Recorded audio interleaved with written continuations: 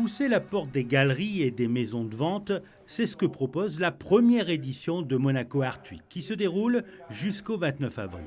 Un rendez-vous incontournable pour les amateurs d'art sous toutes ses formes. La grande richesse en fait de cette association repose sur la diversité des partenaires et de la programmation qui couvre l'art ancien à l'art moderne et contemporain. 11 galeries d'art et 2 maisons de vente aux enchères se sont rassemblées en association pour proposer un itinéraire culturel. Elles ont choisi de se regrouper autour d'un même objectif: promouvoir leurs activités et contribuer au rayonnement culturel de Monaco sur la scène locale, régionale et internationale. Au programme, 13 lieux pour découvrir les œuvres des artistes. Un véritable bouillon de culture pour néophytes, curieux comme amateurs chevronnés, mais aussi pour un public qui n'est pas forcément le public habituel des galeries.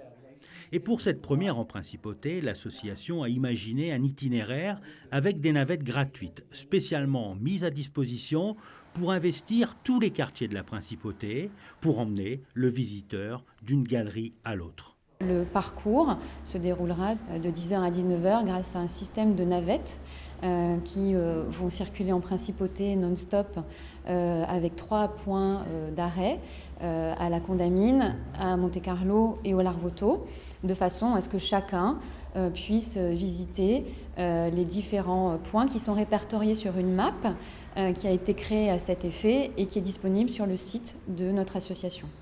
Ici, à l'Opéra Galerie, sont présentées sur 3 niveaux de grandes signatures contemporaines, mais aussi des créations de plus jeunes artistes.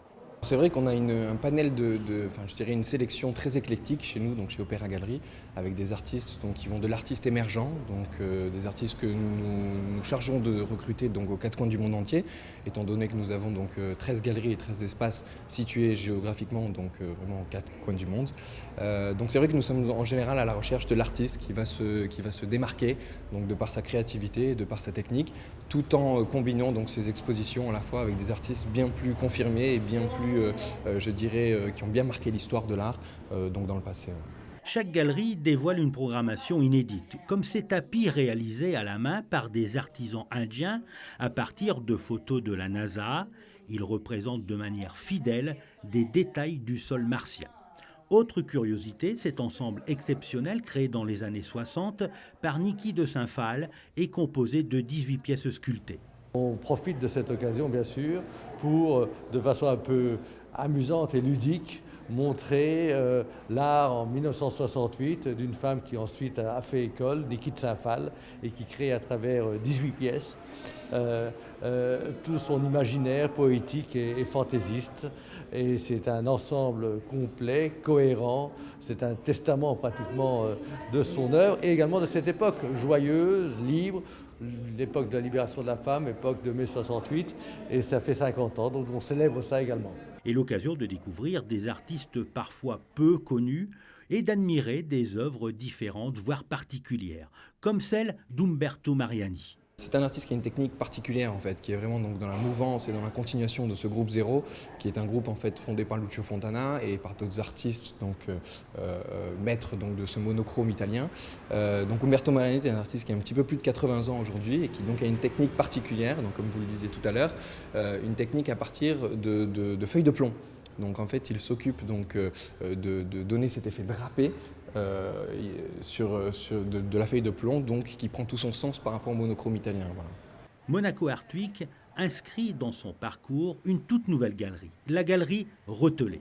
Elle a ouvert ses portes ce mercredi et met en avant des artistes livrant une vision nouvelle de l'abstraction américaine contemporaine. Camille est lui un architecte d'intérieur iranien, passionné d'art, mais n'ayant pas le temps d'assouvir sa passion, il a décidé de créer sa propre galerie. Galerie, c'est comme si j'avais un rêve, toujours de peindre ou de créer des œuvres comme ça. Alors parce que je n'ai pas ni la possibilité ni le temps de créer, je profite des autres. Ça veut dire de présenter des choses que j'aime. Alors ça me fait vibrer, voilà, c'est tout. Parce qu'au départ, vous êtes architecte d'intérieur, c'est bien ça. Voilà. En même temps, c'est le rêve parce que une maison sans œuvre dedans, c'est nu. C'est là si vous ouvrez la porte d'une chambre, c'est à travers des œuvres qui sont dans cette chambre, vous pouvez imaginer la personnalité de la personne que vous ne connaissez pas du tout. Donc par rapport à son choix des œuvres sur les murs. Les œuvres de cette galerie sont garanties. Elles ont été sélectionnées par des collectionneurs. Certaines vont être mises en vente aux enchères dans quelques mois à Paris. C'est le cas pour cette huile sur toile de Serge Poliakoff, estimée entre 300 et 500 000 euros.